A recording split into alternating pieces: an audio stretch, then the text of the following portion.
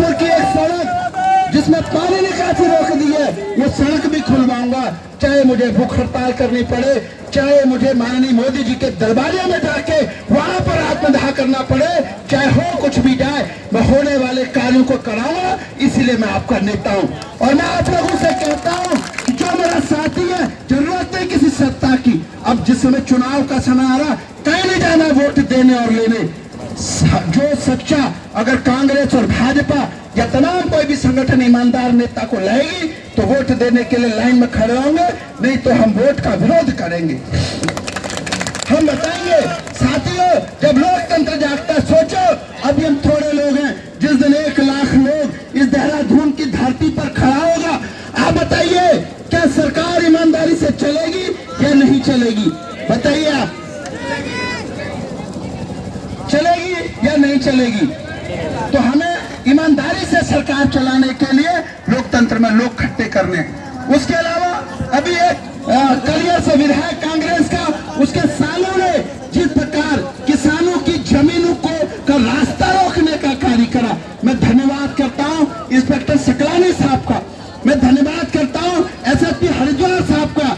देखिए, जब व्यक्ति की सीधे वार्तालाप सरकार और माननीय मुख्यमंत्री जी से होती है तो दबते नहीं है। किसानों की सड़क को रोकने के लिए कांग्रेस के वर्तमान विधायक ने अपने सालों के साथ जमीन खरीदी और किसानों की जमीन को रोकने का कार्य किया। और उसके अलावा हमारे मित्र नफीस को उन्होंने बहुत बड़ा डॉन बना दिया। कोई मेरे पिता को मेरे सामने मारेगा तो बताइए वो आदमी मरेगा या नहीं मरेगा? हमारे सामने मेरे पिता का कोई गला बाल खींच ले, इतना बड़ा तंत्र खड़ा है, बहन बेटियां भी खड़ी है, मेरे बाप को कोई हाथ लगा देगा ना, सरकार बाद में बनाऊंगा, पहले उसका इलाज कर दूंगा। व्यक्ति जेल काट के आया और उसको लोगों ने गुंडा बनाने का कार्य किया। धन्यवाद करता हूँ एलआईयू का, धन्यवाद करता हूँ हरिद्वार कप्तान साहब का, धन्यवाद करता हूँ इंस्पेक्टर सिविल लाइन का। उन्होंने देखा, जाना और उसको बता दी, उस विधायक को उसकी औकात दिखा दी। उन्होंने बता दिया कि पहले किसानों की सड़क बनेगी, उसके बाद इस जमीन पर घुसना। साथियों, भूमाफिया को पनपने नहीं देंगे। 3 में रहता हूं मैं, सरकार जनरेटर लगाएगी ना लगा दे, मुझ पे क्या करेगी? मेरे पास अगर 1 रुपया हो, 1 करोड़, अगर 10 करोड़ की प्रॉपर्टी भी है तो वो मेरे कारोबार से कमाई हुई है, उसकी ट्रांजैक्शन है, इनकम टैक्स में होगा, सारी चीज सरकार के संज्ञान में होगी, मेरी वेबसाइट में पड़ी होगी। मैं किसी की दलाली नहीं करता हूं, मैं चंदा नहीं मांगता हूं, जबकि मैं चाहूं तो 50 करोड़ रुपए 50 घंटे में इकट्ठा करने की मैं ताकत रखता हूं। इतना मेरे पास इन्वेस्टर है। मेरे पास देखिए 200, 300, 500 बीघे के काश्तकार हैं। मेरे पास ऐसे लोग हैं जिनके पेट्रोल पंप है, उनके तमाम क्रशर है। लेकिन मजाल है, कोई ये कह दे रमेश जोशी ने 5 रुपए की चाय पी होगी तो छोड़ दूंगा राजनीति, कोई झूठा भी कह दे। इसलिए चुनाव तेजी से बढ़ रहा है। मैं अपनों की मित्रों की मित्रता में लाज रख लूं, किसी इंस्पेक्टर के सामने मौन हो जाऊं, क्योंकि कल दोबारा भी कहीं किसी चीज पर उबार उनसे मदद भी मांगनी पड़ेगी। लेकिन कोई इंस्पेक्टर ये सोचता हो रमेश जोशी बहुत हल्का है तो बदल दे, अगर कभी दिल में लग गई तो फिर मैं उसकी सारी संपत्ति की जांच करा के अपने साथ उसको भी जेल लेके जाऊंगा। मैंने तो जिस दिन स्वराज बनाया उस दिन मान लिया कि मुझे जेल जाना है। मैंने जिस दिन स्वराज बनाया, जिस दिन स्वराज की स्थापना करी, उस दिन मैंने मान लिया कि मैं अपने घर, अपने बीबी, अपने बच्चों से बहुत दूर रहूंगा। क्योंकि जब जब आंदोलन हुए तो आप महात्मा गांधी जी को देख लीजिए, जवाहरलाल नेहरू जी को देख लीजिए, लाल बहादुर शास्त्री जी को देख लीजिए, आप तमाम अच्छे से अच्छे ईमानदार व्यक्तित्व को देख लीजिए। जिस समय अंग्रेजों की हुकूमत थी, जिस समय कोड़े बरसाए जाते थे, जिस समय गोलियों से भून दिया जाता था, तो हमारे इस देश में चंद्रशेखर आजाद, सरदार भगत सिंह जैसे पैदा हुए जिन्होंने अपनी बलि दे दी, लेकिन इस देश को आजाद करा दिया। हमारे यहाँ ऐसे वीर पैदा हुए। मैं भी मरने के लिए तैयार हूँ, मैं भी, कोई बात नहीं साथियों, एक दिन मरना है ना, मरूंगा। जिस दिन 4600 पुलिस ग्रेड पेपर माननीय मुख्यमंत्री जी ने घोषणा करी थी, उसके बाद जब वो सीएम बने तो उन्हें जिस प्रकार से 4600 ग्रेड पे लागू नहीं करा, तो मैंने अपने सिपाहियों के 4600 ग्रेड पे के लिए मैंने जो लड़ाई लड़ी, तो मैं परेड ग्राउंड में हम लोग एकत्रित हुए थे, जिस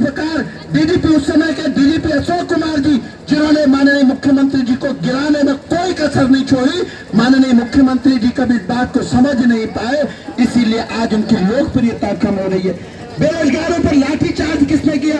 4600 पुलिस ग्रेड पेपर, मेरे 75 लोगों के खिलाफ मुकदमा हुआ।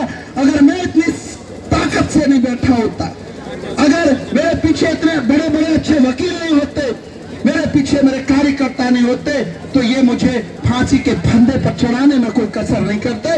लेकिन मैं डरा नहीं, मैं दबा नहीं।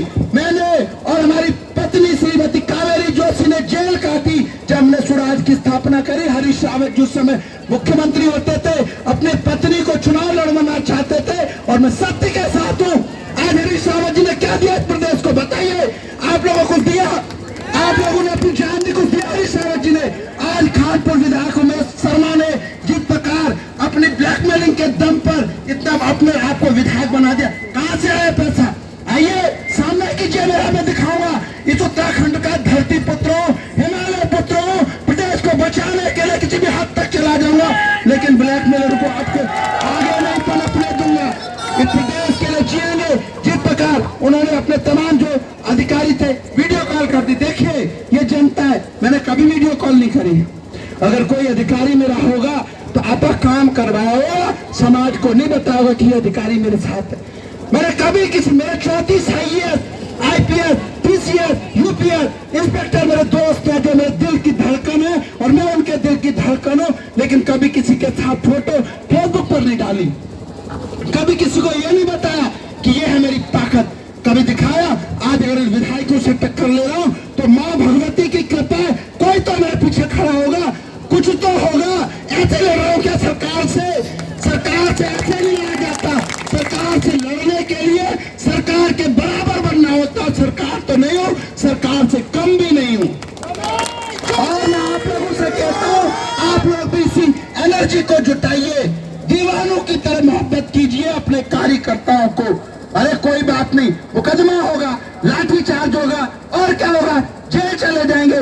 जेल नेता जाते हैं, और जब नेता जेल जाता है तो उसका कद कई लाख गुना बढ़ता है। और जब एक अधिकारी पर मुकदमा होता है तो उसकी रातों की चैन उड़ जाती है। और जिस नौकरी के लिए उसने पढ़ाई करी, जिस नौकरी के लिए उसने संघर्ष किया, उसके स्टार तारके जब हाथ में दे दिए जाते हैं, और जब माननीय सुप्रीम कोर्ट और हाई कोर्ट में उनसे प्रश्न पूछे जाते हैं, मैं अपनी पैरवी अपनी खुद करता हूं। माननीय न्यायालय में भी ये नियम है कि आप अपनी खुद वकालत करिए, नाम वाले वकील। लेकिन सच्चे हैं साथियों, 1 रुपए की दलाली नहीं करी कभी। कई अधिकारियों ने मुझे समझाया कि भाई जी तुम रोज 2-4 हजार रुपए की चाय पिलाते हो, इतना संगठन चलाते हो, आप कुछ काम कराओ। मैं कहता हूँ मैं भाई जी अगर मैं काम कराऊंगा तो मैं रमेश जोशी नहीं रह पाऊंगा। मेरे साथियों, आप लोग पूरी ईमानदारी से जिए, ईमानदारी से मरिए, समाज के लिए जियो। जिस दिन मरेंगे इतिहास के पन्नों पर दर्ज होंगे, मर जाएंगे तो इतिहास लिख जाएगा, हम अमर रहेंगे। और इस प्रदेश के लिए जियो, ज्यादा से ज्यादा कार्यकर्ताओं को जोड़ो, जन से लाभ बढ़ाओ। लोकतंत्र से बड़ी कोई शक्ति नहीं है। सरकारी जो अस्पताल है उनको देखिए कितना बजट आ रहा है, कहाँ जा रहा है वो बजट, कहाँ जा रहा है वो बजट, कभी सोचा है? आज लगभग 1 लाख करोड़ रुपए का इस प्रदेश पर कर्जा हो चुका है। 23 वर्ष, मात्र 23 वर्ष हुए प्रदेश को बने।